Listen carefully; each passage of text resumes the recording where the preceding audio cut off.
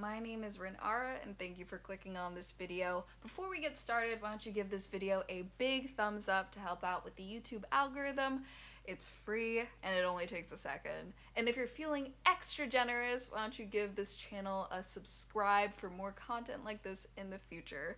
Alright, on with the video. On January 26th, Fox News interviewed one of the mods on the r/antiwork subreddit.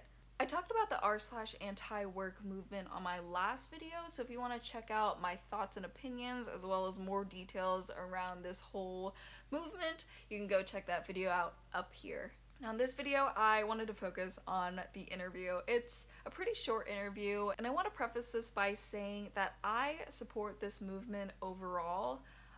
But that doesn't take away my ability to be critical on some thoughts and ideas that are being shared about what this movement is about. So with that being said, let's jump right in. Now my first thoughts, if this interview went well, there's probably a good chance that Fox News wouldn't even air it in the first place. And the fact that it was aired is a bad sign because it likely went in a way favorable to Fox News. So I really don't have high hopes for this. Over 1.6 million subscribers. Joining me now is the person who operates this anti-work group, Doreen Ford. All right, so Doreen, why do you like the idea? Right off the gate, I do want to comment on the aesthetic. It doesn't look like Doreen put much effort into a presentation before the interview. Like, if you take a look, the background is a bit messy, the lighting is a bit dingy, and her look is almost too casual, wearing a hoodie and all. Normally things like this don't matter to me because who am I to judge? But if you're representing a whole movement, it looks bad for the movement. And this is probably the image that Fox News wants to portray of the type of people who are part of the movement. Lazy and unprepared. Idea of being home, not working, but still getting paid by corporate America. Yeah, so there's some misconceptions about the movement. So we're a movement where we want to reduce the amount of work that people feel like they're forced to do, and so we want to still put in effort, we want to put in labor, but we don't want to necessarily be in a position where we feel trapped. You know, you just quoted from Office Space where that person feels very trapped in their job. I think we're calling for a society where there's less of that. But yeah, absolutely, people still want to do things. They just want to do things where they feel rewarded and they feel like they're in a good spot in their life, and that their job respects them and stuff like that. You know, there's varying. Okay, I think it starts off okay. That gives like a pretty decent general overview of what the movement is about. Although I would have chosen different words, but who am I to say things about that? Also, I'm not super sure what she's looking at. Like, at minimum, it might be worth looking at the camera when answering questions, but I might just be a little bit nitpicky here. So Doreen, you're not being forced to work. This isn't slave labor. You've applied for a job. You've agreed to the terms and conditions of the employment, and you know you can walk away from that job at any time and quit. So I don't understand really what this is about, except it sounds like maybe people are just being lazy. Are you encouraging people to be lazy? So I think laziness is a virtue in a society where people constantly want you to be productive. Laziness is a virtue. So this might be derailing a bit. At least to my knowledge, the point of anti-work is not to be lazy, but to go against the current work culture that's plaguing the capitalistic societies. People aren't trying to stop working altogether. The movement is really about getting healthcare and livable wages for people who are working 50 to 60 hours a week. 24/7, and it's good to have rest. That doesn't mean you should be resting all the time or not putting effort into things that you care about. But I think one of the What do you issues think with is like a good work day? How many hours? Okay, so that response doesn't even support her first claim. I don't understand why Doreen would start that answer off by saying laziness is a virtue and then making that statement, because that statement alone, laziness is a virtue, weakens any potential argument to support the anti-work movement regardless. But let's see.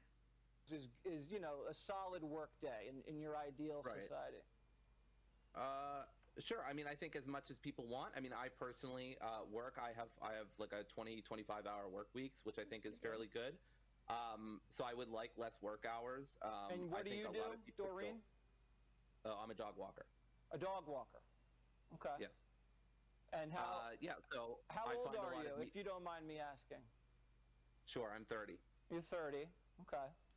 And is there something you want to do besides being a dog walker? Do you aspire to do anything more than dog walking, or is that kind of your pinnacle? I love working with dogs. If I had to do this for the rest of my life, I wouldn't be super complaining. Dogs are wonderful animals. But So there's nothing inherently wrong about being a dog walker and working 20 to 25 hours a week. Those are great hours, and you get to hang around with dogs. It's just not a great representation of the kind of people on the subreddit, which is where I'm starting to understand why Doreen is lacking the passion and drive to deliver a positive statement about anti-work. Like, if the average anti-work person was to be interviewed, you would probably be getting someone who's juggling two part-time jobs just to make ends meet. They probably don't even have health care, so I would love to teach.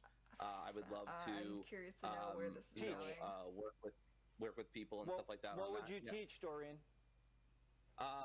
Philosophy mostly, just introduction to philosophy, critical thinking, reason, stuff like that.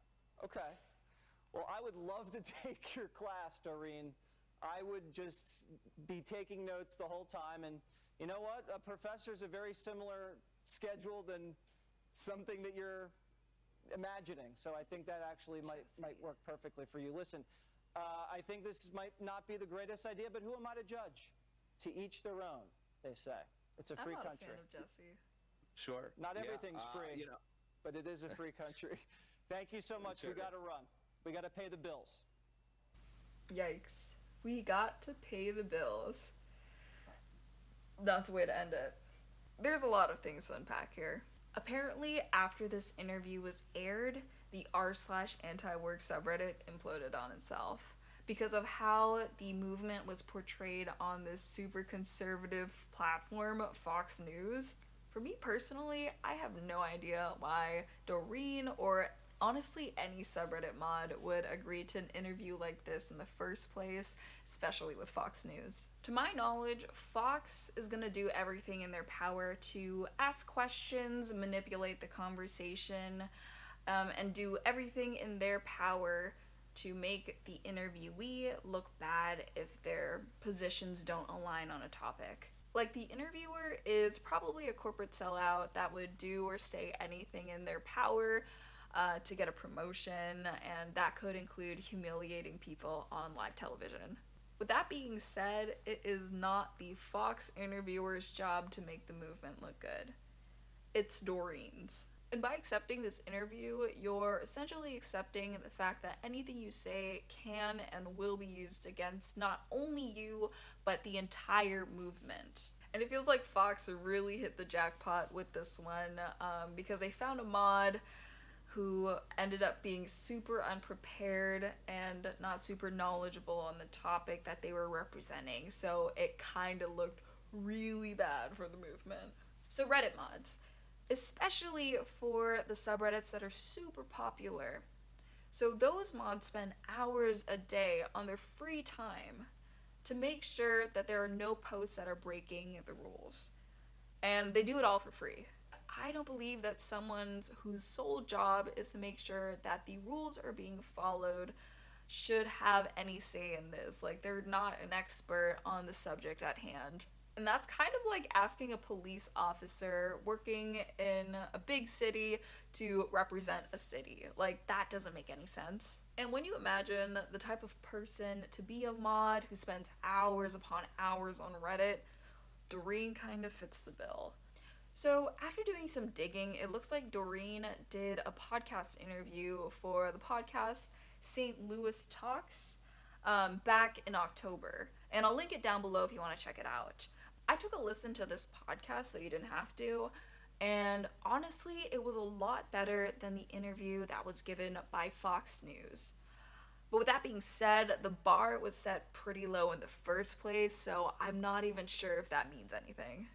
So the difference is, in this interview, she was also representing the entire anti-work movement. However, she seemed a lot more prepared and her wording choices were a lot better in this podcast interview.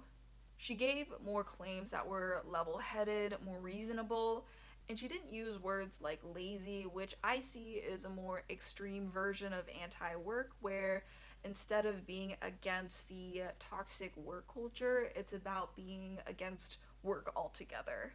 But I mostly wanted to focus on that Fox News interview because that was the interview that gained a lot of steam, a lot of traction, and a lot of notoriety for the subreddit itself.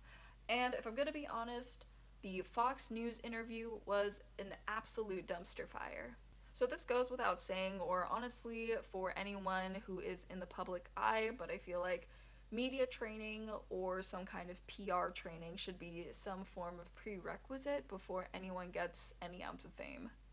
Well, it doesn't actually have to be like a formal media training, but having some level of public speaking skills, self-confidence, and self-awareness would go a long way in scenarios like this.